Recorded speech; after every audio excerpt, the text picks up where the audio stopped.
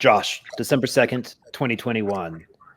What will you do when the market crashes? Running high on emotion right now. Your thoughts?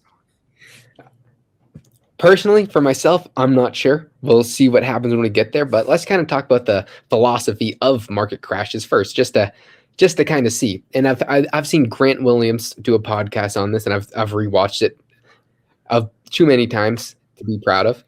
And he's lived through pretty much all of the major market crashes in our time, and he's been trading during each of those times. So he started his trading career with the Japan late 80s bubble, which was probably the biggest bubble that we've seen in human history or to date.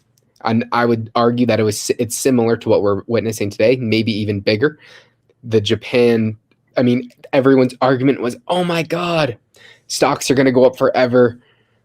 Japan is revolutionizing the world. Japan stocks will never go down because their economy is going to continue to grow at the same rate forever. Then what do you see?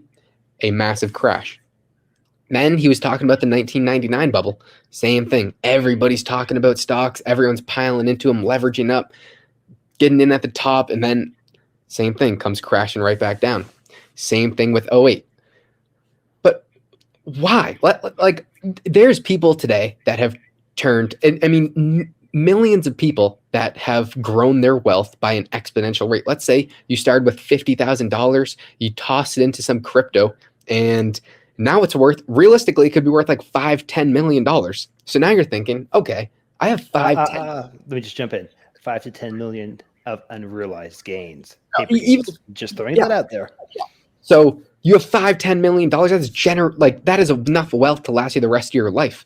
But then what happens? So then Bitcoin comes down a little, and you're saying, well, I was so smart.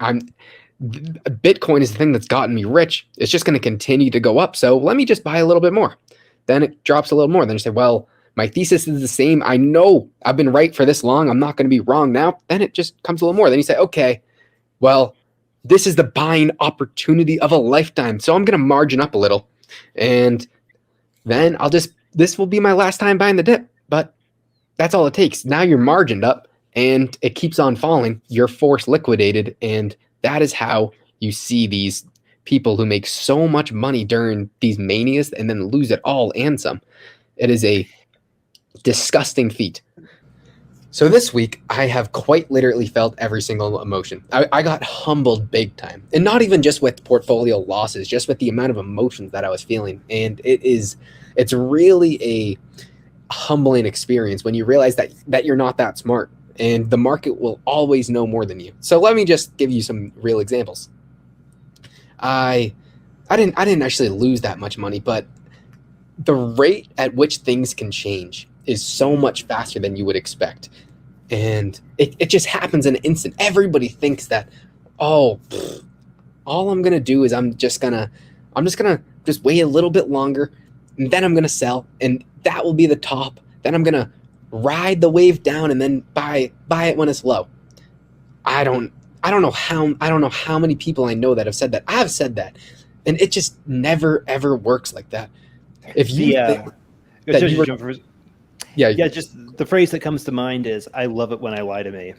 Yeah, it truly is though, because everybody thinks that they're smart enough to just get off at the top. But is this the buy the dip opportunity, or are we just gonna fucking crash right down, and are people going to lose generations amount of wealth? Yeah, and Josh, I was going to say there was the graph that I can't remember who was the first person that put it up today, but it's basically showing margin debt that's been taken on right now.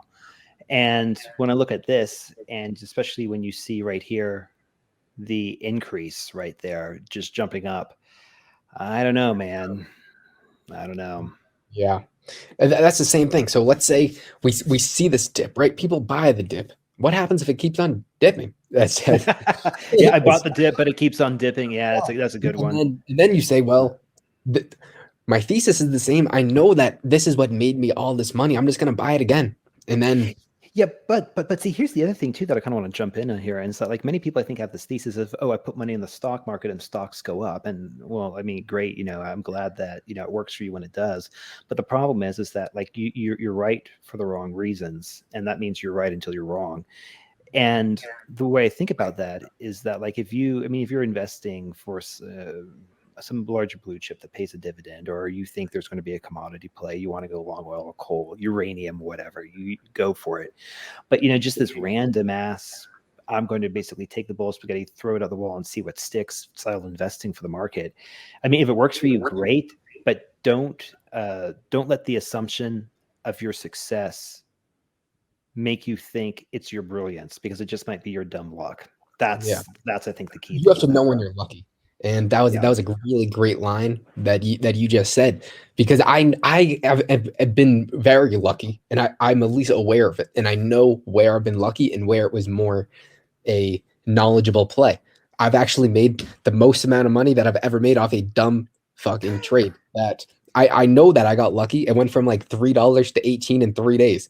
Pure gamma squeeze, extremely lucky. I was over leveraged. I was shitting my pants for 2 months before that because the thesis didn't play out the way I thought it was. Then I got bailed out.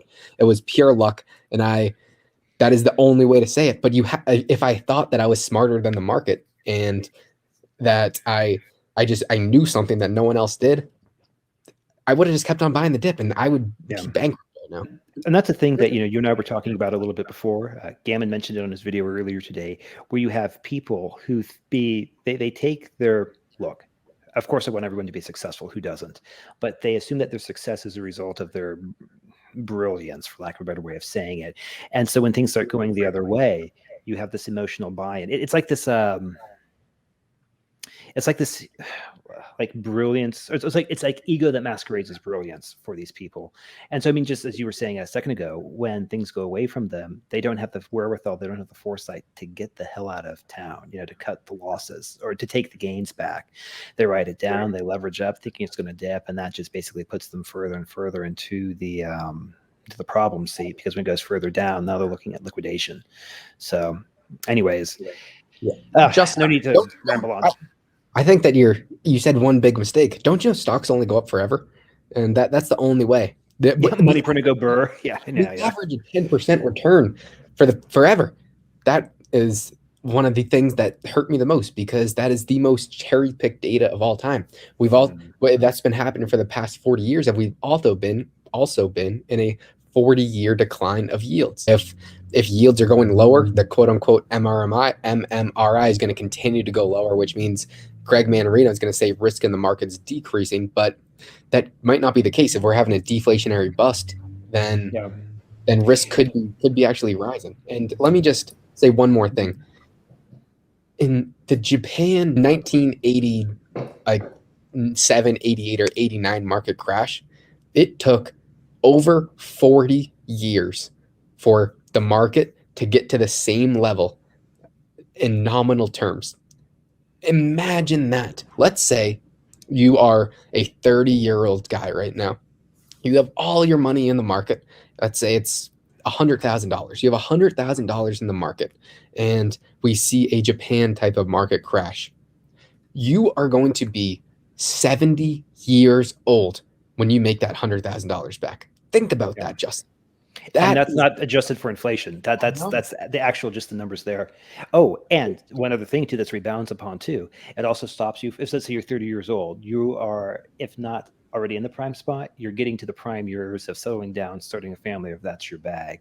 And all of a sudden, if you don't necessarily have the financial groundwork to, let's say, build a nest or whatever, attract the mate, so you can raise kids of your own, you've got a massive societal problem there. And didn't Japan, what was it? I think it was in the past decade. Don't fact check me on this because I don't know exactly when, but I know it was relatively recent, where the sale of adult diapers surpassed infant diapers, suggesting the population is aging. So the point is, you've got a slow moving demographic bomb that's baked into the system because the males, or let's say the younger folks, are not doing the traditional mating and dating route, and so the population is not being refreshed at the 2.12 rate, the magic number that you need to keep the population steady. So, like I said, this goes far beyond macro. Yeah. And I'm not trying to fear monger here. This is not saying, well, you hodl cash and you sit tight and you be scared until the market crash. There will be a crash someday that is not a buy the dip moment. There will be a crash where we sit there for the next decade. And I don't know what people are going to do in that situation because our economy is so financialized. I don't think that is yet. But if we look down 10 years in the future, we cannot sustain our standard of living if we have the people. Let's say you have 100, just on average, 1% of the population are entrepreneurs. And if the government keeps on putting out these stimulus checks and interventions, that 1% of entrepreneurs, they're not going to start businesses because that is now more risky. That 1% is now going to transition to speculating in financial markets. But what's the problem when you speculate in financial markets? You're now going out and you're not doing anything. The goods and services. What you used to do is you used to produce a service and you would be able to obtain your excess productivity, which you could then use to uphill your standard of living. But now you speculate in the financial markets. You don't produce anything, but you're getting to that same level of wealth. What is that going to do to our society? It's going to make it to our society has absolutely no goods or services, especially with the amount of lockdowns, government intervention that just messes with supply chains. I don't know what's going to happen with all this. I have no clue, but it's going to get extremely ugly.